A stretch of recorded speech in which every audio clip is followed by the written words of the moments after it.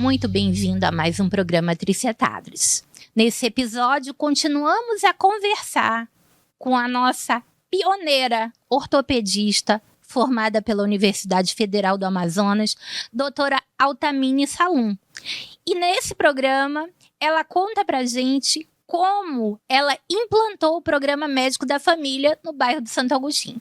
Então, a senhora estava falando no episódio passado a respeito da implantação do Programa Médico da Família no bairro de Santo Agostinho, aquela comunidade baixa, perto da Ponta Negra, né? E aí a senhora estava contando que foi bater na porta de um homem. Sim. Aí conte. Era o chefe da equipe. O chefe da equipe.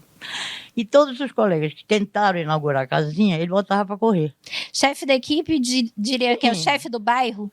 Aquele que vende. Sim. Então, eu fui... Ele botava para correr, ele não queria assistência médica Não aceitava porque ia atrapalhar a venda. Mas como atender a comunidade vai atrapalhar alguma Mas, coisa? Entendi. Entendeu? Entendi. Aí, E presta atenção, quem não assistiu ao programa passado, está disponível no YouTube, @programa Tricetados. Vai lá, assiste ao programa que está maravilhoso, que vocês vão entender totalmente.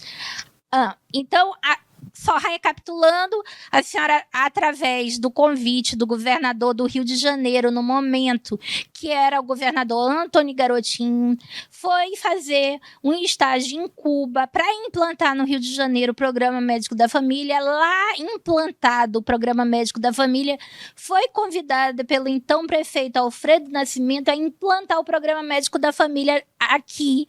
E aí é que nós chegamos nessa unidade do Programa Médico da Família no Santo Agostinho, que ela foi enfrentar lá, digamos, o dono da comunidade. Aí ele chegou com grosseria, né? Mas eu fui assim, com uma calça jeans, porque todo mundo que ia em mercado, entendendo? Salto alto. Não se aproximava, né? Aí eu fui com uma calça jeans bem vagabunda, uma camisinha Hering, um tênis bem velhinho. Aí cheguei, ele olhou para mim, aí eu disse, olha, tu tem duas opções, ou tu me atende, tu me garante, me dá socorro, ou eu vou implantar uma casinha do PM bem na descida da escada. Nada como uma pós-graduação no Rio de Janeiro para aprender a lidar com essa turma, né? É claro. Aí ele olhou para minha cara e disse, você está sendo muito macho, mais macho do que muito macho que teve aqui. Você inaugura a casinha, daqui a 2 dias eu dou o Guaraná, o salgadinho. Olha! Fiquei 4 anos lá. Ficou 4 anos atendendo a comunidade e com certeza para ele foi maravilhoso, né? Porque é comunidade saudável. Então, e quando eu saí, eles fizeram greve, porque eu tive que ir para outra casinha lá na Zona Leste. Eu rodava, né? Sim, sim. E eu gosto, por exemplo, eu também foi indicação da Dismenha, da minha turma daqui, né? Porque a nossa turma é uma turma assim muito unida, é uma família querida. A primeira unidade do Médico da Família que a senhora implantou foi a do Santo Agostinho. Não, veja bem, a implantação foi feita na secretaria. Foram construídas as casinhas e todas elas já estavam com equipe. A única casinha que não conseguiam inaugurar era de Santo Agostinho. Já estava quase 6 meses pronta e ninguém conseguia inaugurar. Ah, entendi. Entendeu? Então a senhora ficou 4 anos lá e depois foi transferida para a Zona Leste. E onde tinha problema. Onde tinha problema não havia. Mas me conte por onde a senhora passou. Olha, eu fui pelo Tancredo Neves. No Tancredo Neves. Olha lá, pessoal do Tancredo, Dona Dilce, Dona Maria, todo mundo que mora por lá.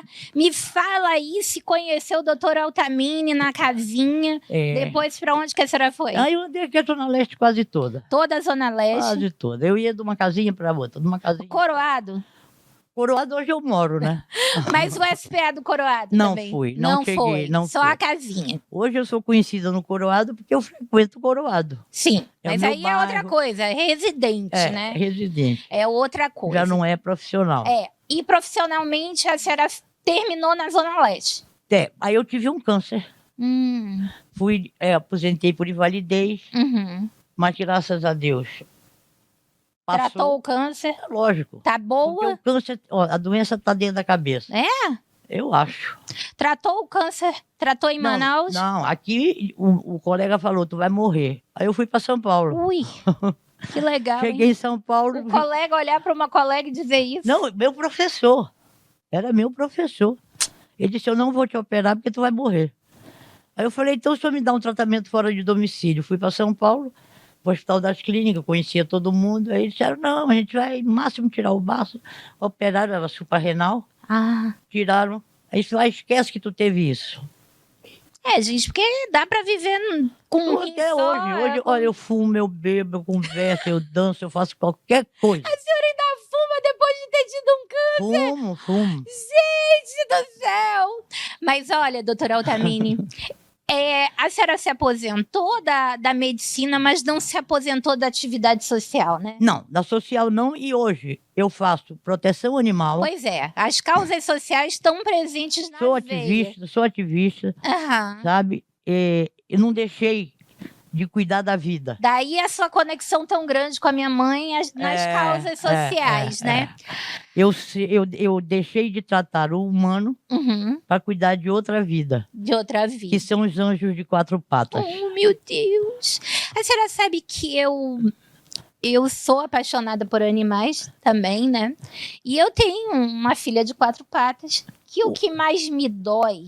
Que tá velhinha. Não, aí eu tive uma velhinha de 18 aninhos que foi assim, uma coisa... Eu cheguei à conclusão que eu não ia querer mais, porque eu sofri demais, né? E aí a minha filha começou uma campanha que queria um bichinho e tal, acabou que ela se ligou a mim, eu liguei a ela, mas a coisa que mais me dói, as pessoas perguntam assim, você não quer frequentar, você não quer ir para lugares, tá? Toda vez que eu saio de casa, eu vejo aquela imagenzinha no vidro, sabe? Olhando como quem diz, não faz isso comigo. Não vá. Né? E quando eu volto, aquela alegria. Não, e aquela emoção de quem diz, por que você fez isso comigo? Né? Então, gente, o amor do animal é uma coisa... É incondicional. É incondicional. E nós temos 30 animais. Então, a gente, por exemplo, temos ajuda. Eu tenho uma pessoa assim maravilhosa, que é amigo de infância, que me ajuda muito. Entendeu?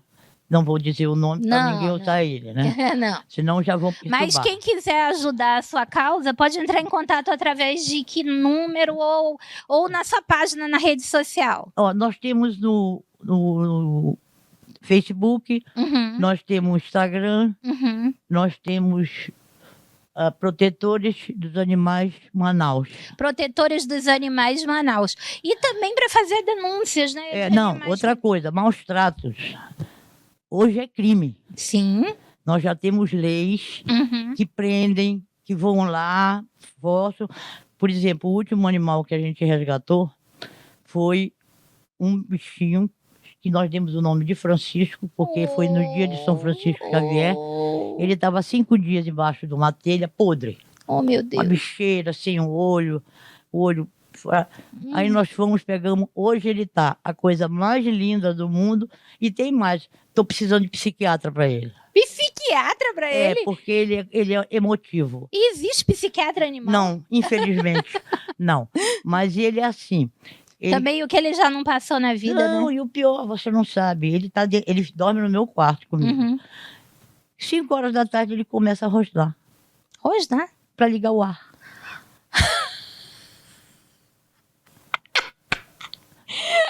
No Francisco aí vi, gente! Liga o ar, ele deita. Desliga o ar, ele avança em mim. Francisco, olha, eu vou te contar uma coisa. Você tá muito mal acostumado, Francisco.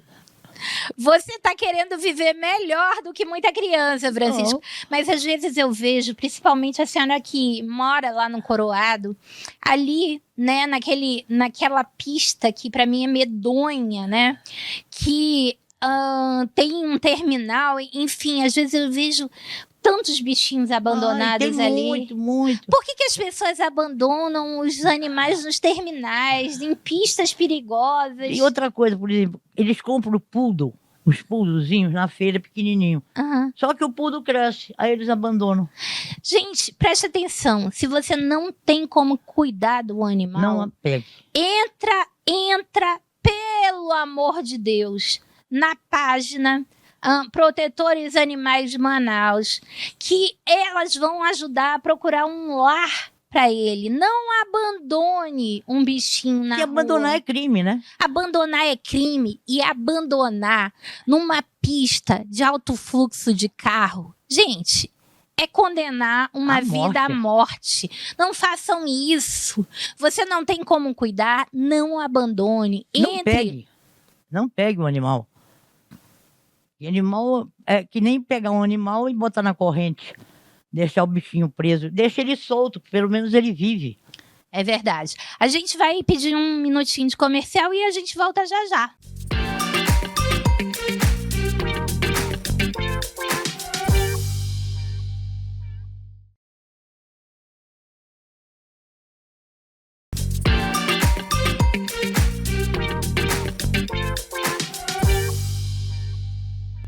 Voltando aqui nesse último bloco, infelizmente, com a doutora Altamini Salum, que tem tantas histórias para contar, mas ela vai voltar, não vai, doutora Altamini? Com certeza.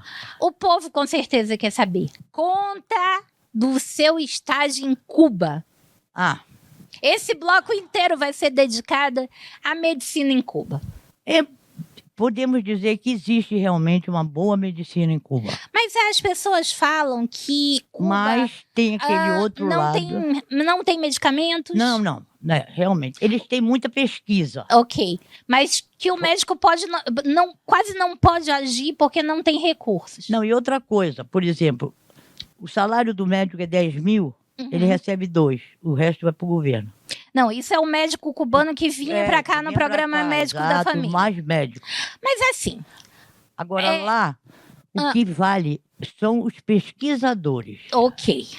Ali sim, tem a medicina séria, que é os protegidos. E tem os pobres coitados dos médicos que sofrem e choram com os doentes nas comunidades porque não tem remédio, não tem como... eles não comem. É uma pobreza terrível. Gente, vamos aqui organizar o pensamento de vocês para vocês entenderem. Os profissionais da medicina de Cuba, os pesquisadores, eles são de qualidade. Agora, praticar medicina em Cuba é difícil porque não existe recursos. Nem se você quiser comprar um medicamento particular, você não encontra nas drogarias, você não encontra. Então, o Programa Médico da Família trouxe um número muito grande de médicos para cá, mas assim, qualquer coisa... porque o governo pegava 80% do que o médico ganhava para eles. Mas o governo de Cuba, ele pega 80% de imposto de absolutamente qualquer ganho de qualquer profissional lá. Dá para entender que quando a gente fala que 27,5% é muita coisa, quando a gente é tributado em 27,5%, a gente está pagando muita coisa de imposto de renda, mas, mal ou bem, nós temos o SUS, que é insuficiente para o número de pessoas, mas é um sistema de excelência, é um sistema de qualidade. Todo mundo aqui está vacinado pelo SUS, ou não é? É verdade. Todo mundo aqui pode recorrer ao SUS. É lotado? É. Mas a medicina é lotada no mundo inteiro e nós temos gratuidade de 100%, tá? A medicina em Cuba, ela não tem recursos, né? Não há repasse de recursos. E, assim... O trabalho do médico é muito limitado, né? Limitado. É muito limitado. Pega 80% de quê? Se você tentar... Primeiro que empreender em Cuba está sendo liberado aos poucos por uma necessidade. Cuba vive de quê? Cuba vive dos recursos enviados pelas pessoas que moram fora de Cuba. Os cidadãos cubanos que moram fora de Cuba enviam para sua família que ficou lá. Ponto final. Tem uma parte de turismo? Tem uma parte de turismo. Mas a grande maioria das pessoas passa necessidade, passa o dia nas filas, e é assim que vive. Não tem energia elétrica, não tem... né? E o que acontece? Se você resolve que você vai abrir ali uma lojinha, um brechózinho, você vai pagar entre 70% e 80% de imposto ao governo. Quer dizer, você vai trabalhar para o governo, não para si. Você vai trabalhar para o governo. Qualquer atividade econômica é totalmente desestimulada, né? Com certeza. As pessoas que resolveram ir conhecer Cuba e resolveram estimular a economia local, como uma moça, né, uma blogueira, fez uma campanha e tudo mais, chegaram tentando se hospedar nas casas dos cubanos, o que outrora era proibido, né? Era um crime, né? Mas não conseguiram, porque não existia energia elétrica. São 6 horas por dia ao menos sem energia elétrica, é isso? Bom, na época que eu fui era pior. Era pior? Porque olha quantos anos, eu tô com 51 anos de formada. Mas a senhora foi bem depois de formada, né? Sim. Já tinha muita experiência no Rio de Janeiro, exemplo, né? Eu vim aqui no ano 2000, já são 25 anos. É verdade. Tu tá entendendo? Bom, o trabalho de pesquisa em Cuba é maravilhoso. É muito bom. Os pesquisadores são excelentes. Muito bom. Vocês têm intercâmbio com o mundo inteiro. Muito bom. Eles têm uma liberdade, eles realmente vacinam. Eles são bons. Eles são bons. Na saúde preventiva. Porque tem que ser bom na saúde preventiva, porque na curativa não tem recurso nenhum. Não existe. Não existe. Tu morre mesmo. Como é que era a situação desses médicos que vieram que não conseguiram revalida? Porque eles não têm diploma. Conta melhor isso. Os médicos, não todos, mas alguns, a maioria, veio para cá, o que nós chamamos aqui de paramédico. Tá. Entendeu? Então, o que eles faziam? Não pode tirar o revalida. Gente, presta atenção. Não tem CRM. São 2 formações diferentes. A formação do médico é uma e a formação do paramédico é outra. O paramédico, ele só presta o socorro e encaminha para o médico. Ok? Ele não tem um diploma de medicina. E não pode fazer o curso de revalida. Não pode fazer revalida. Então quer dizer que o governo cubano mandou paramédicos como médicos para cá. Sim. E essas pessoas que não eram verdadeiramente médicos... fugiram. Os que vieram para Manaus, a maioria foi embora daqui para outro estado, mas está no Brasil. Ninguém voltou. Mas está nos interiores, nos lugares... Ficaram no interior para a infelicidade do nosso povo. Porque... não sabem prestar um serviço. Não, gente, é preocupante. Presta bastante atenção. O paramédico, ele não é médico. É como se fosse como é que a gente pode dizer? Uma licenciatura não é curta. Enfermeiro, não é nem um enfermeiro. Pode ser até um técnico de enfermagem, vamos dizer assim. Pois é, que situação. E foram... nos vendidos como médicos. Sim, goela abaixo. Agora eu entendi porque... goela abaixo. Agora eu entendi porque essa situação desse número tão grande de médicos que não obtinham revalida, porque... Não tem CRM lá, não tem... Eles realmente não fizeram medicina. Não, eles não têm faculdade, não têm diploma. Porque os que fizeram medicina, o que eram realmente médicos, eles revalidaram e estão trabalhando nos hospitais aqui. Normal. Né? A maioria não fez o revalida. Porque não tinha CRM. Tem CRM. Isso aqui é uma informação que nunca foi nos dada. Isso aqui é um grande furo de reportagem aqui. Pode ter certeza. Presta bastante atenção. Eu quero que vocês registrem isso. Existe um número muito grande de pessoas que vieram trabalhar aqui no programa Saúde da Família como médicos cubanos, mas que não tinham diploma de medicina, eram paramédicos. E por não terem diploma de medicina, eles não conseguem obter o revalida.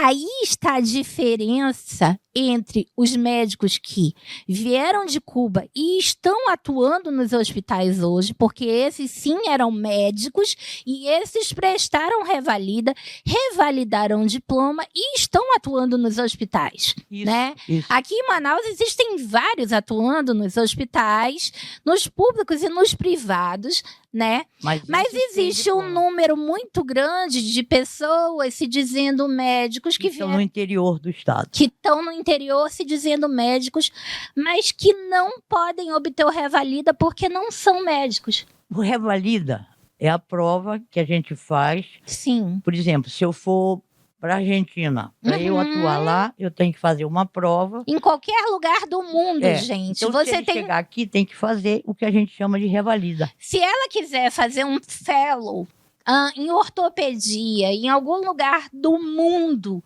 que esteja com novas técnicas de ortopedia, ela vai ter que revalidar esse diploma quando chegar aqui. Aliás, qualquer lugar do mundo, um médico formado no Brasil não é médico nos Estados Unidos. Ele tem que revalidar o diploma. Exato. Um médico formado no Brasil, ele não é médico na Alemanha. Ele vai ter que revalidar. É que nem ele. Chega aqui e o americano... vice-versa. Então, agora está muito claro, porque um número muito grande... Veio muita gente.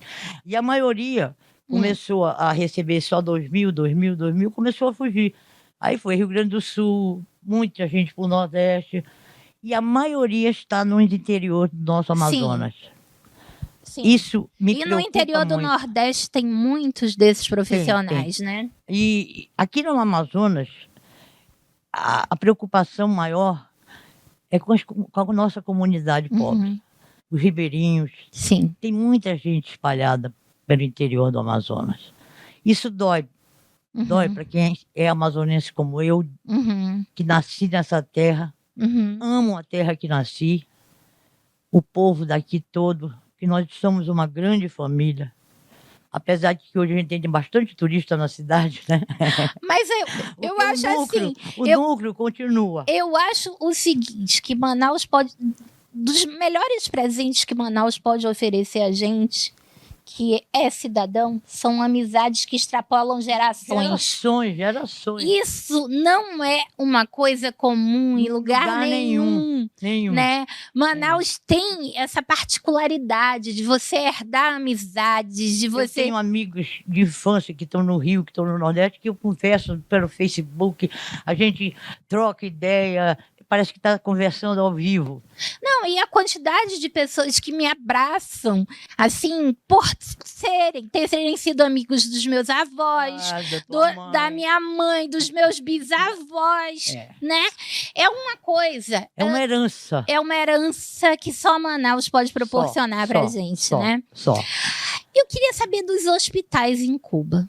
Os hospitais em Cuba, eles... pelas redes sociais que a gente vê dos cubanos mostrando, eles não têm nenhum recurso, não oferecem nenhum recurso. Eu vou te ser muito sincera, eu não fui em nenhum. Ah, que bom. Não entrei em nenhum. Ficou só na área de pesquisa só na mesmo. Área restrita ao curso, mas não chegou a entrar nos hospitais. Eu ia me chocar. Não, e eles também não gostam de mostrar. Não deixam. Eles não gostam de mostrar a realidade, você né? Tem um limite. E os médicos das famílias lá, eles moram na região... Não, tem que morar na região que trabalha. Então, as casinhas de médico da família lá não são só de atendimento, elas são de residência. Tem a casinha e tem a casa do médico, que também é outra casebre. Meu Deus. Entendeu? Esse é o sofredor. É aquele que faz por amor e pela dor. Doutora Tamini, olha, a gente está chegando ao final desse programa. Eu quero agradecer imensamente aqui a sua participação. A senhora já está convidadíssima para vir quantas vezes a senhora tiver disponibilidade para contar toda essa experiência de vida. Vale um episódio, a sua história aqui como médica pioneira, vale um episódio ou vários, a sua atividade no Rio de Janeiro, vale um episódio a implantação do médico da família, vale um episódio os seus 6 meses ou um ano em Cuba? 6 meses. 6 meses em Cuba.